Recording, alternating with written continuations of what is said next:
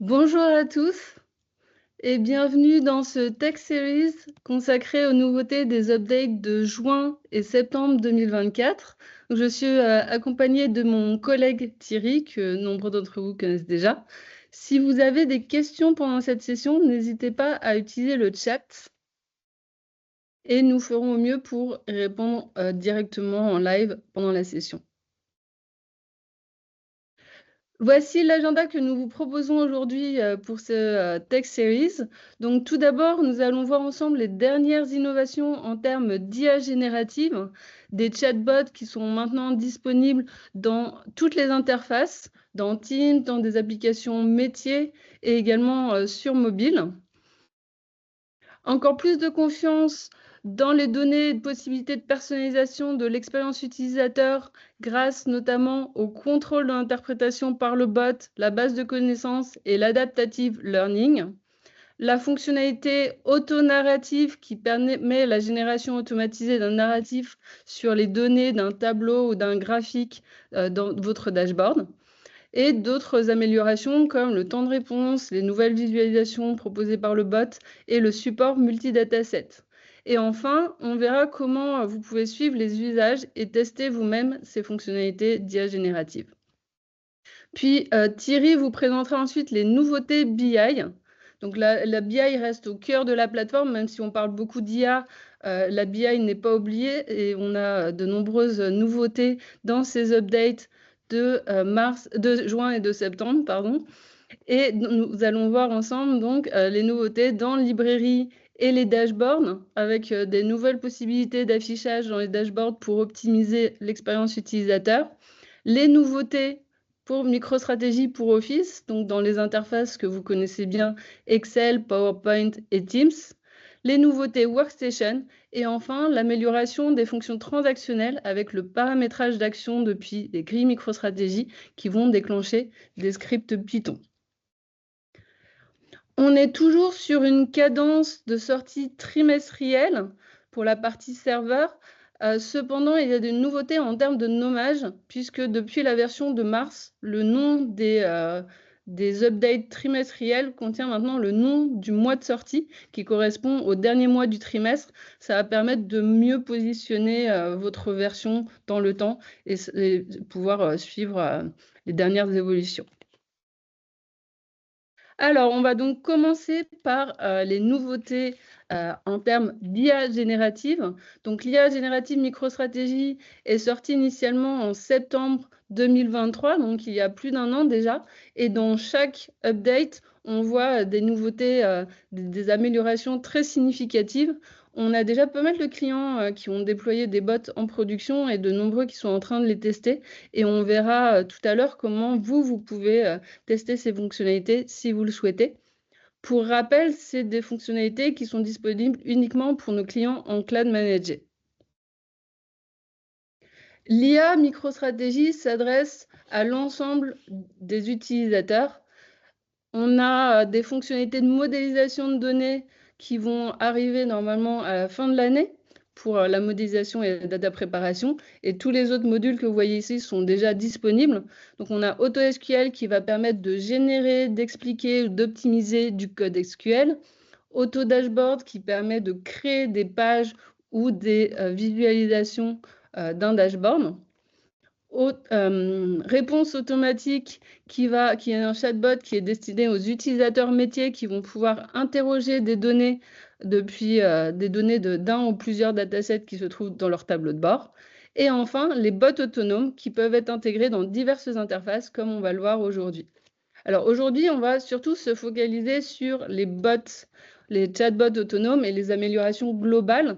Mais pour rappel, si vous êtes intéressé par les autres fonctionnalités, Thierry les avait présentées, donc avait fait des démonstrations et avait expliqué ces différentes fonctionnalités, donc AutoSQL, AutoDashboard et réponse automatique dans notre précédente Tech Series d'octobre 2023 que vous pouvez retrouver en replay. Il explique également le workflow entre MicroStrategy et le LLM et il donne des bonnes pratiques de prompting. Donc, si vous vous intéressez à l'IA et que vous n'avez pas pu voir ce Tech Series, n'hésitez pas. Le lien est là et vous pouvez également faire une recherche MicroStrategy Tech Series numéro 6 dans votre navigateur. Donc, là, on parle bien des chatbots qui sont plutôt destinés à des utilisateurs métiers, des utilisateurs opérationnels, des fonctions support ou des membres de la direction, par exemple, qui souhaitent poser des questions sur leurs données en toute autonomie.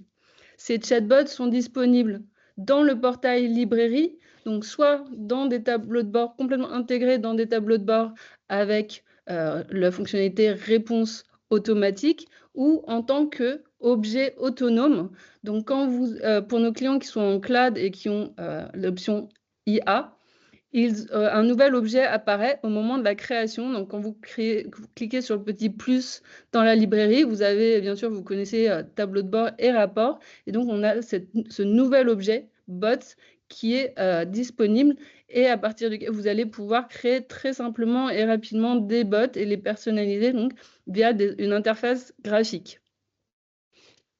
Et ces bots vont pouvoir ensuite être déployés sur différentes interfaces.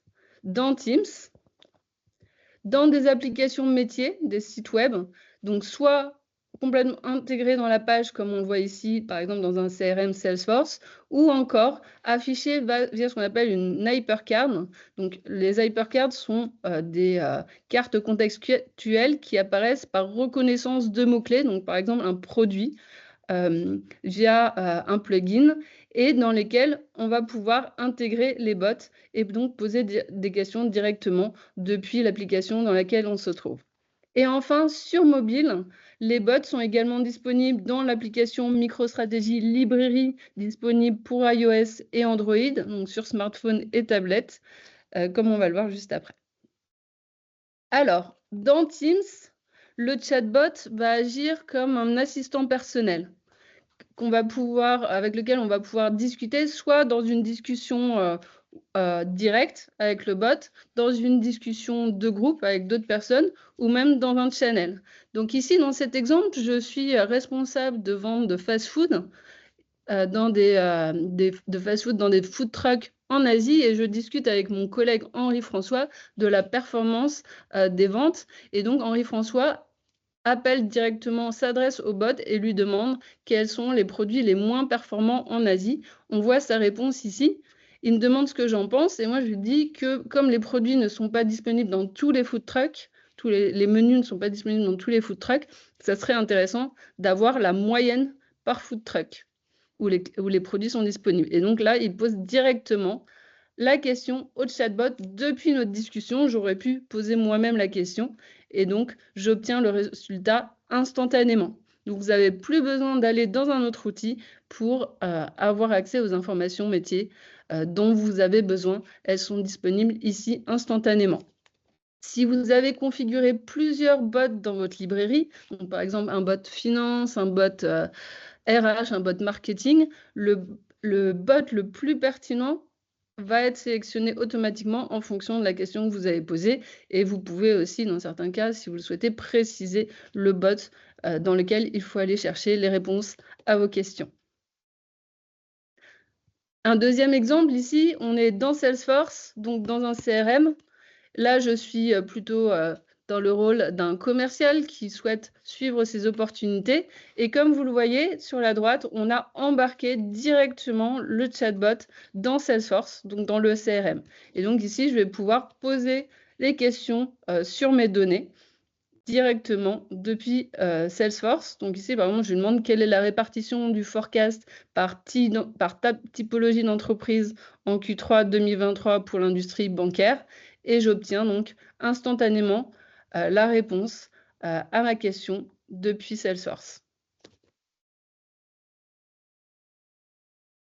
Un autre exemple ici, je travaille pour un fabricant de pièces aéronautiques. Mon manager m'écrit pour connaître le statut sur 3 réclamations. Avant, pour répondre à son email, je devais aller dans différents systèmes, mon helpdesk, mon système de gestion de pièces, ma BI, et donc ensuite consolider l'information venant de plusieurs sources. Aujourd'hui, grâce à HyperIntelligence, donc qui me permet de visualiser automatiquement les informations sur mes réclamations dans des cartes contextuelles, et grâce au bot, je vais pouvoir accéder rapidement aux informations dont j'ai besoin pour répondre à sa demande. Et enfin, sur mobile, comme je l'ai dit, les bots sont accessibles dans l'application MicroStratégie Librairie qui est disponible sur iOS et Android, sur smartphone et tablette. Et ce qui est assez intéressant sur mobile, c'est qu'on va en plus pouvoir poser les questions à l'oral. Donc là, alors on n'entend pas, mais je vais poser la question à l'oral et elle est retranscrite automatiquement via la fonction micro du téléphone. Donc là, c'est encore plus simple. J'ai même plus besoin d'écrire ma question. J'ai juste à la dire à l'oral et elle va être retranscrite automatiquement.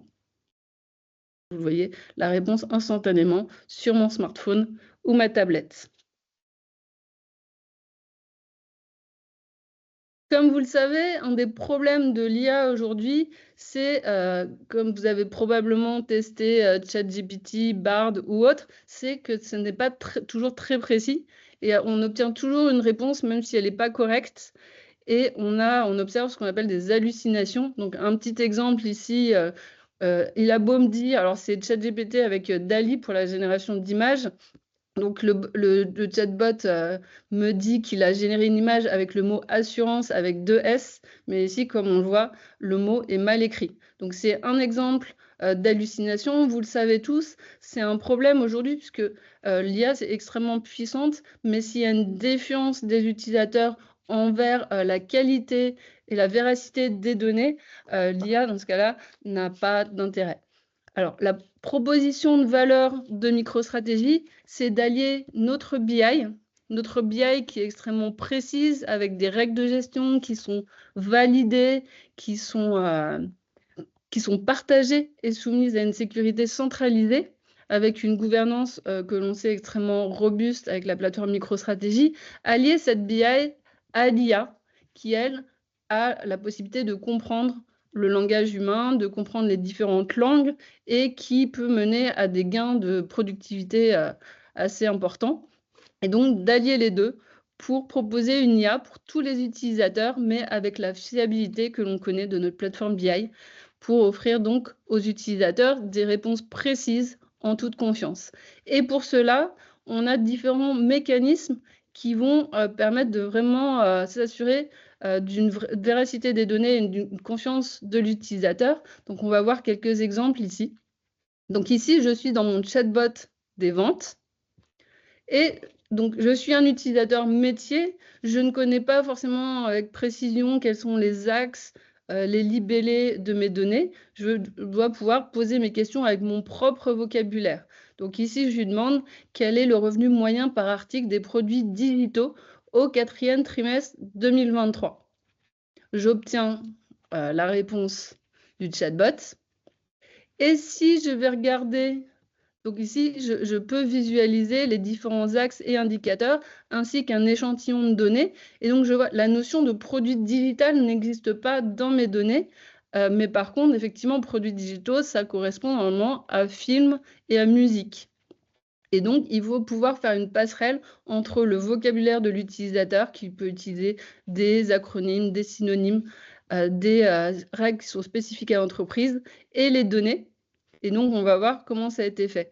On va pouvoir vérifier via l'interprétation la requête qui a été générée pour obtenir ce résultat. Donc ici, on va pouvoir visualiser les axes, les formules. Donc on voit que le revenu moyen par article, c'est une formule à partir du chiffre d'affaires et des unités vendues. Et on peut vérifier également les filtres appliqués. Donc ici, effectivement, il a bien appliqué un filtre sur le trimestre Q4 2023 et sur film et musique.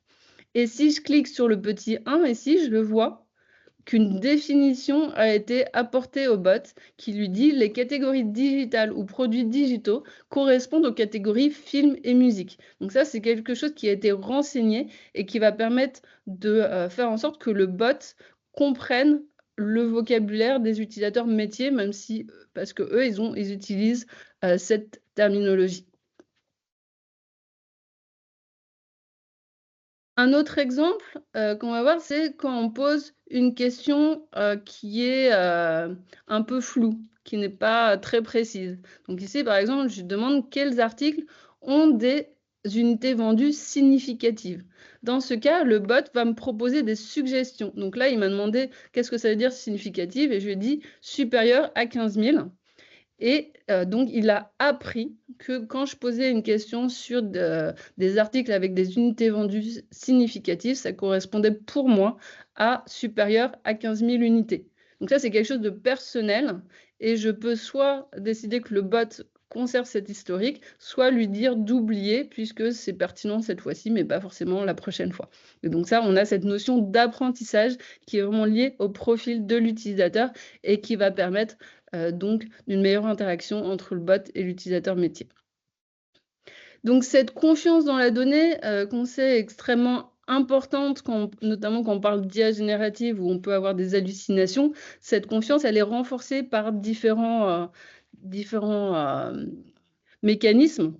Donc tout d'abord, la couche sémantique que vous connaissez bien, qui contient des définitions précises et partagées des axes, des filtres et des indicateurs, et le fait que MicroStrategy est déterministe et non pas probabiliste. Le deuxième axe, c'est les interprétations qu'on a vues dans la démonstration précédente, qui permettent de vérifier en fait quels axes, quelles formules et quels filtres ont été appliqués. On va pouvoir aussi dans l'interprétation visualiser le SQL qui a été généré et également si des éléments du fichier de connaissances ont été pris en compte. Et donc ce fameux fichier de connaissances, c'est un simple fichier Excel, par exemple, où on va pouvoir donner des informations au sujet des terminologies spécifiques au business, à l'entreprise. Donc, par exemple, des synonymes, des acronymes ou des règles de gestion spécifiques qui ne sont pas modélisées dans la couche sémantique. Et donc, ça, c'est des informations qui sont stockées en dehors du LLM. Ensuite, on voit qu'update après update, chaque trimestre, on a la capacité de poser des questions de plus en plus complexes, notamment grâce à des éléments qu'on voit ici. Le premier, le Cognitive Element Search, c'est la possibilité, grâce à des fonctionnalités avancées d'indexation et de recherche sémantique, ça va permettre d'améliorer la précision des réponses. Par exemple, si on a des fautes d'orthographe ou des abréviations, des synonymes qui ne sont pas forcément renseignés dans le fichier de connaissances. Donc, ça va permettre une meilleure précision. Ensuite, on l'a vu également, l'apprentissage et les suggestions, le fait que l'IA de MicroStrategy va s'adapter en fonction des commentaires, des clarifications des utilisateurs. Et il va stocker ce qu'il apprend au niveau de chaque utilisateur. Donc, c'est quelque chose de personnel. Et cet apprentissage personnalisé va permettre d'améliorer donc les interactions futures et de garantir que les réponses correspondent bien aux préférences de chaque utilisateur. Et enfin, en termes de questions, on a une qualité vraiment accrue pour apporter des réponses à des questions composées assez complexes, des questions ouvertes, donc pas avec des éléments très précis, mais par exemple, peux-tu me dire quelle est la performance du chiffre d'affaires? On a également la possibilité de travailler en mode itératif. Il y a des discussions, donc on peut répondre sur une question précédente, ce qui permet d'indiquer au bot qu'on souhaite conserver le contexte d'analyse en termes notamment de filtres et de périmètre de données. Donc tous ces éléments font qu'on va avoir une meilleure précision et la possibilité de poser des questions de plus en plus avancées. Ici, on va voir une nouvelle fonctionnalité qui s'appelle auto-narrative, qui est donc ici en mode édition quand on crée un tableau de bord. Enfin, on va voir le résultat et ensuite comment on la crée. C'est une fonctionnalité qui permet de générer du texte à partir des données d'une visualisation. Donc ici, on a une grille dans laquelle on a le chiffre d'affaires par article et par catégorie. En fait, cet exemple vient d'un exemple d'un besoin très concret qui a été exprimé par un de nos clients, un responsable de magasin, qui nous disait: j'ai accès à plein de données, mais je n'ai pas la possibilité de facilement générer mon top 2 et mon flop 2 d'articles. Quels articles sont les plus performants pour chaque catégorie? Et donc, ça, c'est quelque chose qu'on peut faire très simplement avec auto-narrative. Vous voyez la génération ici du top flop des articles par catégorie, avec le top en vert et le flop en rouge. Bien sûr, si on change le filtre, on va avoir les données qui vont être mises à jour. On doit cliquer sur le petit bouton en haut à droite pour régénérer la visualisation. Et donc, ça nous génère un texte à partir de la grille qui est là. Alors, comment on crée ce type de visuel? Donc, ça fait partie des nouvelles visualisations Insight Plus qui sont disponibles quand on a l'IA en Cloud Manager. Donc, j'insère ma visualisation et ensuite, dans le panneau de gauche, je vais rentrer mes instructions. Je précise quelle est la grille dans laquelle je vais aller chercher les données. Et ensuite, je spécifie ce que je veux sortir. Donc, ça peut être des recommandations, ça peut être vraiment une explication en texte des valeurs, et on peut également spécifier une mise en forme assez précise. Donc ici, par exemple, on lui a dit d'afficher pour chaque catégorie des bullet points avec d'abord le top 2 des articles en vert, puis ensuite le flop 2 en rouge. Donc c'est un exemple ici. Et donc c'est une fonctionnalité qui va permettre de générer très rapidement du texte qui vont mettre en avant des insights pour les utilisateurs. Et parfois, c'est des choses qui sont qui peuvent être un peu difficiles à faire manuellement. Donc ça va permettre vraiment d'accélérer la création. Enfin, parmi les dernières nouveautés IA, on peut noter un temps de réponse très significativement amélioré, environ x2 entre les releases de juin et de septembre. On a également des nouvelles visualisations qui peuvent être proposées en réponse par le bot. On en voit quelques exemples ici. Alors, il y en a qui étaient déjà là, mais on a par exemple le bubble chart, des graphiques en cluster, des line charts avec des ruptures, ce qui n'était pas le cas avant.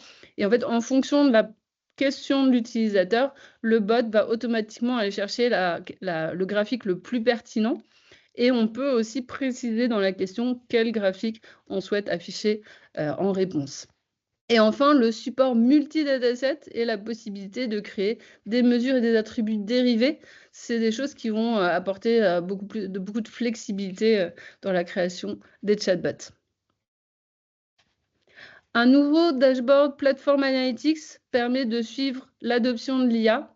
Donc, vous y retrouverez par exemple le détail par type de fonctionnalité, donc AutoAnswer, AutoDashboard, AutoSQL et les bots, et également pour chacun des utilisateurs, le nombre de questions, la tendance et également le temps de réponse. Et pour finir sur cette partie IA générative, si vous souhaitez tester ces fonctionnalités sur vos propres jeux de données, n'hésitez pas à vous inscrire sur le site microstrategy.com/express. Donc depuis ce portail, vous pourrez créer vos propres bots à partir soit de fichiers Excel ou CSV, ou même vous connecter à vos bases de données cloud. Alors je crois qu'on supporte aujourd'hui Snowflake, Google BigQuery, Redshift et Databricks. Donc, n'hésitez pas à tester ces fonctionnalités et bien sûr à nous contacter si besoin. Donc, merci beaucoup pour votre attention. Je passe maintenant la main à Thierry pour la partie nouveautés BI. Bien, bonjour à tous. Donc, on l'a vu, beaucoup de nouvelles choses en IA générative en 2024, mais la BI classique n'est pas oubliée et le produit continue à évoluer pas mal sur cette partie-là aussi. On va commencer par les nouveautés qui concernent les dashboards. Alors, ce qu'on appelait jusqu'à il y a peu les portfolios en français, on les appelait les dossiers en anglais, maintenant on les appelle dashboards. Ça permet de lever les ambiguïtés.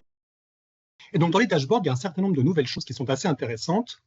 Par exemple, il y a plus d'options en ce qui concerne l'export Excel. Vous avez ici un dashboard avec plusieurs chapitres, plusieurs pages. Lorsque je vais sur mon icône d'export, donc je vais demander un export Excel, et à l'aide de la partie plage, je vais retrouver toute la structure, toute l'arborescence de chapitres et de pages, et l'utilisateur va pouvoir choisir exactement le contenu qu'il souhaite exporter. Donc là, par exemple, je vais aller choisir la page numéro 2 de mon chapitre Summary, je vais aller chercher ma troisième page avec la performance de mes commerciaux, donc avec quelque chose qui ressemble beaucoup à ce qu'on a en mode PDF. Et mon export contient autant d'onglets que l'on a choisi de pages dans les paramètres d'exportation. Donc on retrouve un comportement tout à fait semblable à ce qui existait auparavant en mode PDF. Donc l'export Excel et l'export PDF sont maintenant identiques de ce point de vue-là. On choisit précisément le contenu que l'on souhaite exporter. Deuxième nouveauté qui concerne maintenant les signets, qu'on appelle les bookmarks en anglais. Alors je vous rappelle que les signets, c'est ce qui permet aux utilisateurs d'enregistrer des vues personnalisées de leur dashboard. Et la nouveauté, c'est qu'ils sont maintenant accessibles, ces signets, directement depuis le portail librairie. Alors, voyons un petit exemple sur un dashboard qui contient une invite, qui s'applique bien à l'utilisation des signets. J'ai une invite qui me permet de choisir des mois. Je vais prendre les mois de mars, avril, mai pour avoir mes ventes du printemps. J'ai mon dashboard qui s'affiche et je crée une vue personnalisée, donc un signet Spring Season. Et je l'enregistre. Je relance mon dashboard, l'invite est reproposée et je fais une nouvelle sélection de mois. Cette fois-ci, je vais prendre les mois de juin, juillet, août, mes ventes de l'été. Deuxième signet, ce sont les ventes de ma Summer Season. Donc, je crée comme ça 2 signets, donc jusqu'à présent, rien de nouveau par rapport à ce qu'on avait précédemment. La nouveauté, c'est que depuis la page d'accueil librairie, les signets sont directement accessibles lorsqu'on accède au dashboard. Donc, l'utilisateur n'a plus besoin d'abord d'ouvrir le dashboard, puis ensuite d'aller dans le menu pour sélectionner ses signets. On a minimisé le nombre de clics. Ça fonctionnerait bien sûr avec des signets qui sont non liés à des invites. Ça fonctionne avec tout type de signets. Troisième nouveauté, le concept de freeze et de pin des colonnes. Alors ça s'applique essentiellement au cas où vous avez des grilles trop larges pour être visualisées d'un seul coup d'œil. Et on utilise pour ça la grille moderne. Vous le savez sans doute, on a plusieurs types de grilles dans la bibliothèque des visualisations. La grille moderne, c'est une des dernières qui a été intégrée. Donc voilà le fonctionnement. Vous avez ici un tableau de bord, vous avez dans la partie basse une grille qui contient pas mal de colonnes, en tout cas trop de colonnes pour être visualisées en un seul coup d'œil. Et c'est assez simple à comprendre, vous allez choisir la colonne à partir de laquelle vous allez faire le freeze. Le freeze, ça veut dire que vous verrouillez la partie gauche et vous laissez la partie droite mobile. Donc on a un fonctionnement qui est tout à fait semblable à ce qu'on connaît déjà dans Excel. L'autre fonction, le pin, donc le fait de pouvoir punaiser des colonnes, ça va vous permettre de choisir une mesure en particulier et de la punaiser soit à gauche, soit à droite pour pouvoir la comparer avec les autres. Donc à partir de votre grille, vous prenez par exemple la mesure de revenu, vous la punaisez à gauche, donc vous l'envoyez à l'extrême gauche du tableau. Vous pouvez faire pareil avec une autre mesure, donc que vous pouvez envoyer à l'extrême droite. Et vous pouvez comme ça naviguer sur les autres colonnes de votre tableau en ayant punaisé à gauche et à droite la mesure qui vous intéresse. Donc c'est intéressant essentiellement si l'on veut faire des comparaisons pour des tableaux larges. Autre nouveauté sur les dashboards, le fait de pouvoir maintenant permettre à l'utilisateur de changer le mode d'adaptation du visuel à la taille de son écran. L'objectif étant d'éviter de tronquer du contenu. Donc là, je suis sur ma bibliothèque de démo classique. Je vais ouvrir ce tableau de bord banque.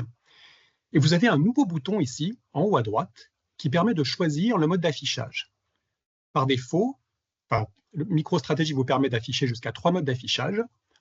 Remplir l'affichage, adapter à l'affichage ou un zoom à 100%. Remplir l'affichage, c'est le mode par défaut. Il consiste à laisser MicroStrategy occuper toute la largeur disponible pour votre dashboard. Donc on occupe tout l'espace. Si la page est trop haute, vous aurez potentiellement un ascenseur pour naviguer au bas. Si vous réduisez la taille, on va utiliser tout l'espace disponible, ce qui aura pour effet éventuellement de faire disparaître ou apparaître les ascenseurs verticaux. Si vous choisissez adapter à l'affichage, le contenu va être compacté au centre, de sorte que quelle que soit la taille de votre écran, quelle que soit la résolution, vous n'aurez jamais aucun ascenseur, ni vertical ni horizontal. Donc le contenu, les polices sont redimensionnées pour s'adapter à la taille de l'écran. Si vous choisissez zoom à 100%, il n'y aura pas de redimensionnement. Donc en fonction de la taille du contenu et de la taille de votre écran, vous aurez potentiellement des ascenseurs, un ascenseur vertical et un ascenseur horizontal. Mais vous pourrez contrôler l'affichage du contenu par le biais de la fonction zoom qui est embarquée dans le navigateur. Voilà donc 3 modes d'affichage possibles que vous pouvez laisser l'utilisateur contrôler ou bien que vous pouvez verrouiller par vous-même. Lorsque vous basculez en mode édition, si vous allez dans le menu formatage du tableau de bord, vous avez une case à cocher qui vous permet de choisir si vous voulez laisser ou non l'utilisateur libre de changer le mode. Et vous pouvez aussi spécifier le mode par défaut, donc remplir l'affichage, adapter à l'affichage ou 100%. Et vous avez maintenant aussi des fonctions d'optimisation pour que le canevas de votre dashboard soit plutôt compatible avec des écrans 16 neuvième, 16 dixième ou 4 tiers. Voilà, donc l'objectif, c'est de pouvoir finalement adapter les dashboards que vous construisez à un maximum de tailles d'écran différentes sans avoir à tronquer le contenu. Donc voilà, 4 nouveautés dans les dashboards. On contrôle mieux l'export Excel en choisissant les pages que l'on veut exporter. On peut avoir accès aux signets, aux bookmarks directement depuis la page d'accueil. On a ces concepts de freeze et de pin des colonnes qui sont utiles sur les tableaux très larges. Et vous avez cette fonction d'ajustement automatique du contenu en fonction de la taille de l'écran. On a aussi des nouveautés sur l'Add-in Office. L'Add-in Office, il existe aujourd'hui pour 3 interfaces. Il existe pour Excel. Ça existe depuis un certain nombre d'années. Ça est sorti en 2020, je crois, mais il a pas mal évolué cette année. Et depuis plus récemment, il existe pour PowerPoint et pour Teams. Je vous en dis un petit mot sur chaque. Pour ce qui concerne Excel, vous avez maintenant accès à la totalité du contenu que vous pouvez avoir dans votre librairie. Vous pouvez donc depuis Excel aller chercher des tableaux de bord, vous pouvez aller chercher des rapports, donc des grilles au format tabulaire, ou des cubes construits sur couche sémantique, ou bien des datasets, des jeux de données qui proviennent de données importées. Donc voilà en gros le fonctionnement. Vous êtes dans Excel, vous avez déployé sur votre poste Excel l'Add-in MicroStrategy qui ici est disponible pour 3 environnements différents. Je vais me connecter à mon environnement de production. J'ai bien sûr besoin de me loguer, soit avec un login mot de passe, soit avec un système de single sign-on s'il a déjà été paramétré. Et la première étape, c'est d'aller chercher du contenu pour l'intégrer dans Excel. Je vais demander d'importer de nouvelles données. Et là, je vais exposer le contenu de ma librairie. Je vais pouvoir naviguer entre les différents projets auxquels j'ai droit. Je vais pouvoir gérer le type de contenu que je souhaite afficher, les dashboards, les rapports, les cubes, les datasets, ou seulement un seul type d'objet. Là, pour les besoins de la démonstration, je vais uniquement m'intéresser à un jeu de données que j'ai importé, donc je vais uniquement afficher les datasets. Voilà mon jeu de données sur les données commerciales. Je vais l'ouvrir et je peux demander de préparer les données. Préparer les données, ça consiste à choisir les objets de mon jeu de données que je souhaite récupérer dans Excel. Je vais par exemple prendre mon code point de vente, la ville de mon point de vente, ça c'est pour les attributs. Pour les mesures, je vais m'intéresser aux revenus, au nombre de clients. Et puis je ne vais pas ramener la totalité des données, je vais filtrer sur 2 ou 3 régions, Grand Est, Hauts-de-France, Île-de-France par exemple. Je peux faire une prévisualisation. Ah, là, je me rends compte que j'ai oublié la région, qui est une information dont j'ai besoin, donc je coche la région. Et je peux demander d'importer les données, soit les données simples, en tableau simple, soit en tableau croisé. Là, pour le moment, je vais demander de récupérer simplement un tableau, et donc les données sont rapatriées dans mon fichier Excel. Si je me rends compte que j'ai oublié quelque chose, je peux éditer, revenir à l'étape d'avant, et potentiellement ajouter un attribut ou ajouter une mesure que j'aurais oublié dans la première étape. Avec toujours la possibilité de prévisualiser avant de déclencher l'import. Et vous procédez comme ça, onglet par onglet, en alimentant votre fichier Excel à partir de différents dashboards, de différents cubes. Une fois que vous avez constitué votre classeur Excel complètement, vous pouvez l'enregistrer. Je vais par exemple l'appeler suivi des ventes. Donc ça devient un fichier Excel tout à fait normal. Je vais le fermer. On va supposer que je reviens une semaine plus tard. Je rouvre mon fichier Excel. Les données sont toujours celles de la semaine passée, bien entendu. Mais je peux directement, à l'aide de mon plugin MicroStrategy pour Excel, mettre à jour les données soit d'un tableau en particulier, soit les données de la totalité de mon classeur Excel. Ce qui a changé cette année, c'est la possibilité d'importer des graphiques. Lorsque vous faites importer des données, vous pouvez maintenant prendre un dashboard, vous rendez sur une page, par exemple ma page numéro 2 qui présente un graphique, on va prendre celui-ci, et lorsque vous l'importez, eh bien c'est le graphique lui-même qui va figurer dans Excel, que vous pouvez ensuite déplacer, et ça devient une image dynamique qui sera bien sûr mise à jour à chaque fois que vous demandez un rafraîchissement. Autre nouveauté, c'est que vous pouvez maintenant importer des tableaux en pivot table, en tableau croisé.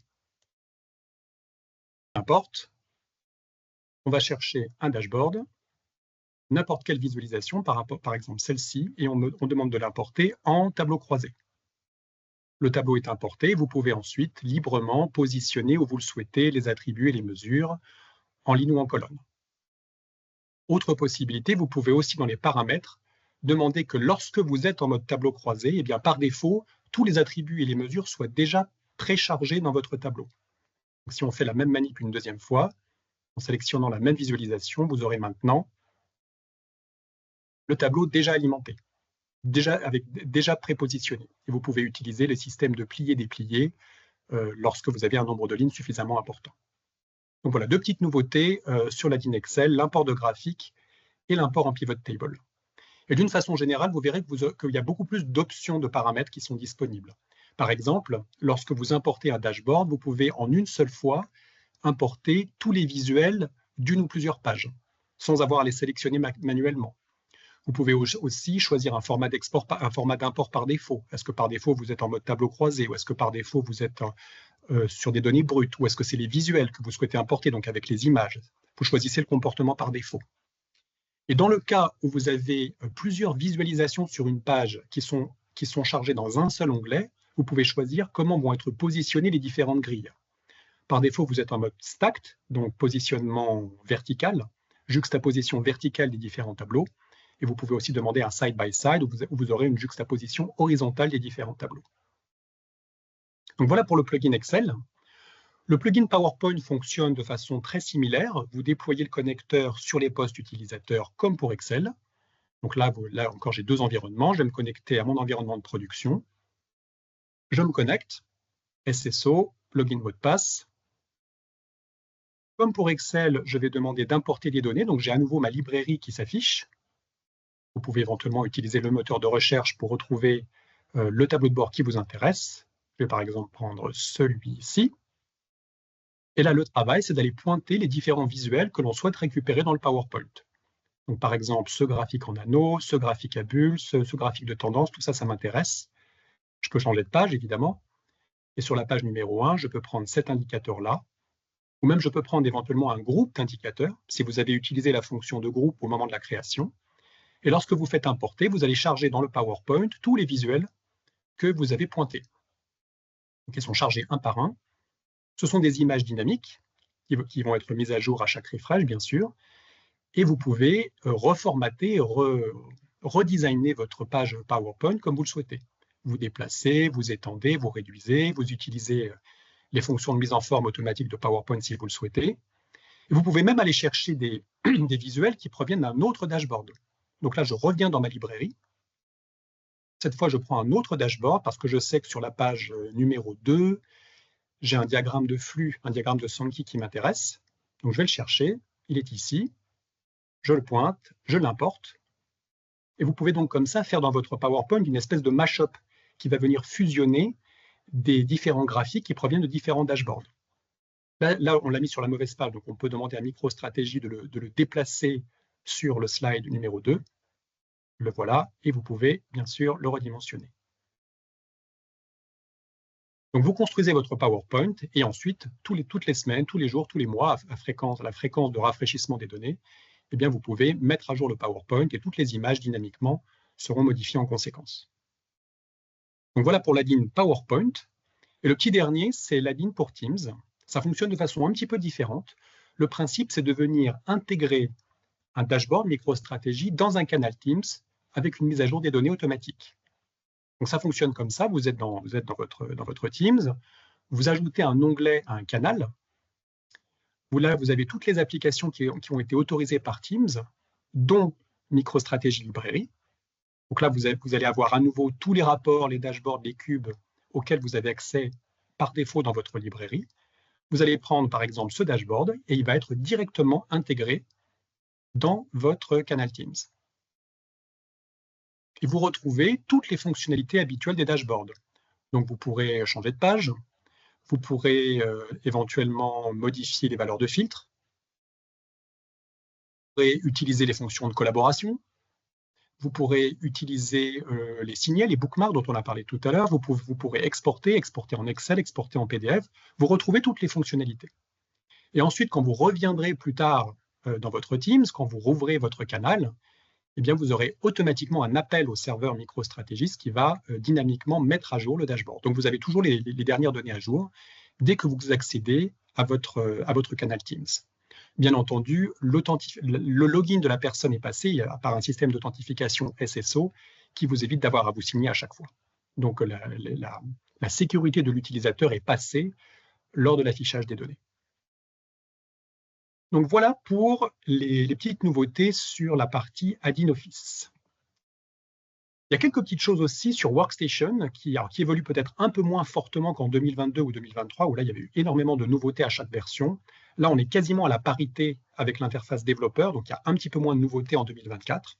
On peut néanmoins citer, lorsque vous affichez les objets d'un projet, vous avez de nouvelles fonctions qui apparaissent, comme la possibilité de rechercher sur l'ID. Ça peut être bien pratique dans certains cas. Il y a la fonction d'export qui a été ajoutée en haut de l'écran. Donc vous pouvez utiliser les filtres qui sont ici pour, par exemple, récupérer tous les objets qui ont été créés au cours des 3 dernières semaines avec l'ID et faire un export en fichier en Excel ou en CSV pour en faire autre chose après.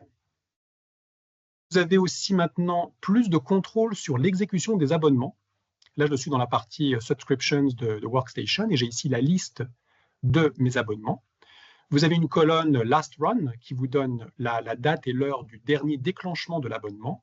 Et en cliquant à côté de la date et l'heure, vous avez accès à la totalité des abonnés. Donc, vous pouvez comme ça suivre qui a reçu l'abonnement et quand. Vous avez aussi une indication du succès. Est-ce que vous êtes à 100% de réussite de vos déclenchements d'abonnement, à 95, à 90%? Vous avez ici le contrôle. Et si il y a un insuccès, s'il y a un échec, eh bien, vous aurez le message d'erreur, vous aurez le statut et vous aurez le timestamp où l'abonnement a échoué. Donc, vous pouvez plus facilement suivre les abonnements qui sont effectués côté utilisateur. Abonnement mail et abonnement fichier, les deux.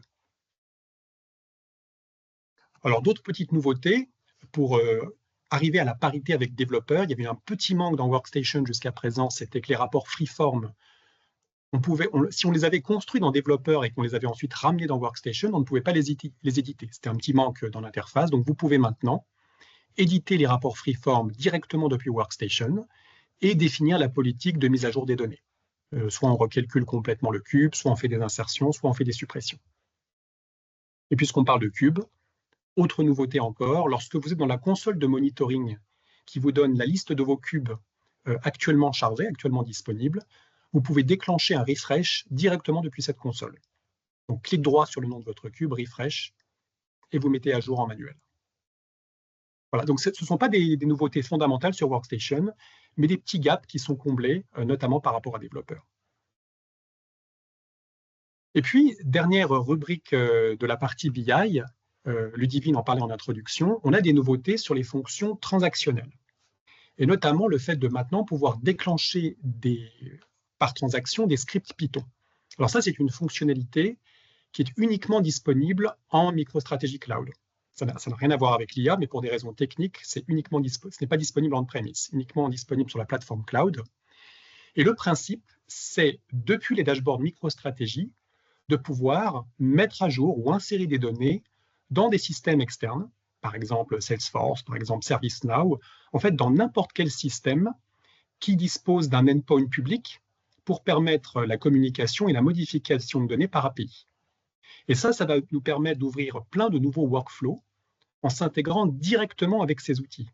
Donc, sans passer par une base de données, comme on le faisait auparavant avec les transactions qu'on connaît depuis au moins 15 ans, et qui fonctionnent avec des requêtes SQL. Donc ça, évidemment, ça ne change pas, mais les scripts Python vont nous permettre de faire une intégration directe avec ce type d'outils.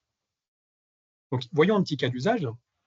Là, je vais ouvrir un dashboard qui est relatif au suivi de mon activité support. Donc là, je suis dans un call center et j'ai des clients qui ouvrent des tickets d'incidents. Et dans la partie basse, j'ai des tickets qui ont été ouverts et j'ai un point of contact, un POC, qui est l'ingénieur support qui est listé ici dans mon tableau. Et j'ai des boutons sur chaque ligne qui vont me permettre d'affecter un ticket. Je demande que le ticket 0099 soit affecté à l'ingénieur support Sarah Lee. Et donc, quand je clique sur le bouton Assign Ticket, en fait, je déclenche un script qui, par API, va aller faire une modification dans mon système externe de gestion de mes incidents. Donc, vous cliquez ici sur le bouton, on voit qu'il se passe quelque chose en haut, Processing in Progress. Et on a une petite coche de validation verte juste à côté qui indique que la transaction s'est correctement effectuée. Je vais faire la même chose avec un autre ticket, je vais l'assigner à un autre ingénieur support.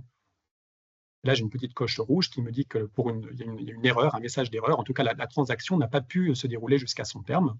Enfin, peu importe, c'est un petit cas d'usage qui montre que l'on peut faire dialoguer comme ça un tableau de bord MicroStrategy avec un système extérieur. Alors, comment est-ce qu'on fait ça? Première étape, vous devez bien entendu créer le script. Donc, dans Workstation, vous allez utiliser l'outillage de création de scripts pour exécuter l'opération de manipulation de données. Vous pourrez utiliser les systèmes prompts pour passer de façon automatique l'identité de l'utilisateur qui soumet la transaction et qui sera intercepté de l'autre côté. Et vous enregistrez ce script sous forme d'objet dans le dictionnaire des métadatas. Et vous mettez les ACL qui correspondent. Une fois que vous avez ce script, la deuxième étape, c'est de configurer la transaction dans le dashboard. Vous avez pour cela besoin du visuel gris moderne, celui dont on a parlé tout à l'heure. Vous allez utiliser le bouton Use Python qui est ici. Vous allez relier votre script Python à la grille que vous avez sélectionnée préalablement. Et ensuite, vous allez faire le mapping entre les colonnes de la grille et les variables d'entrée du script. C'est comme ça que la communication va se faire. Si vous souhaitez faire des transactions à la ligne, comme on l'a vu dans l'exemple, avec l'affectation du ticket à l'ingénieur support, vous avez dans la grille une nouvelle option qui est insérer un bouton d'action, et c'est via ce bouton d'action que vous allez faire le lien avec le script. Et ensuite, vous pourrez éventuellement paramétrer les actions post-transaction. Est-ce que vous voulez automatiquement rafraîchir le dashboard? Est-ce que vous voulez produire un message de confirmation que la transaction s'est bien produite? C'est vous qui choisissez. Donc voilà ce que ça donne sur le produit. Je reviens sur mon dashboard de tout à l'heure. Là, je suis en mode Edit. Vous avez ici en jaune clair le visuel gris moderne. On va pouvoir ajouter un bouton d'action sur notre grille. On va pouvoir nommer le nom de la colonne qui va recevoir ce bouton d'action. Ici, on met le nom du bouton tel qu'il va apparaître dans le rapport. Et là, vous allez choisir le script. Donc là, on a l'intégralité des scripts qui sont enregistrés dans le metadata, disponible via Workstation. Je choisis mon script qui va déclencher l'opération de mise à jour du ticket d'incident. Et ici, je fais le mapping entre la variable de mon script, le ticket ID, et la colonne de la grille, qui est aussi le ticket ID. C'est comme ça que vous faites le lien entre les deux. Et ensuite, donc vous allez avoir une nouvelle colonne ici qui apparaît dans votre visuel grille. Et ensuite, ce sont essentiellement des opérations de formatage. On va mettre par exemple le bouton en vert clair pour que ce soit un petit peu plus lisible. C'est de la mise en forme. Donc voilà ce que je pouvais vous dire sur la partie BI. On arrive au terme de ce webinaire. Vous pourrez retrouver la liste de toutes les nouveautés que Ludivine et moi vous avons présentées. Alors, il y a deux moyens pour ça essentiellement. Soit vous allez sur notre site demo.microstrategy.com, c'est la bibliothèque de démo qui est accessible sans login et sans mot de passe, et vous avez un dashboard qui s'appelle Library of What's New et qui contient, update par update, toutes les nouveautés, avec généralement une petite vidéo illustrative et un petit texte résumé pour expliquer la fonctionnalité. À mon avis, c'est ce qu'il y a de plus simple. Si vous souhaitez quelque chose de plus complet, de plus exhaustif, vous tapez dans le moteur de recherche MicroStrategy What's New et vous avez une page qui va vous lister là aussi, update par update, en mode texte, toutes les nouveautés beaucoup plus détaillées qui ont été intégrées dans chaque update. Voilà, on arrive au terme de ce webinaire. J'espère que ça vous a plu, j'espère que ça vous a intéressé. Je vous remercie pour votre attention. Vous recevrez normalement très bientôt un lien vers le replay qui sera posté sur notre site. Et je vous souhaite une bonne fin de journée, puis je vous dis à bientôt pour un prochain Tech Series.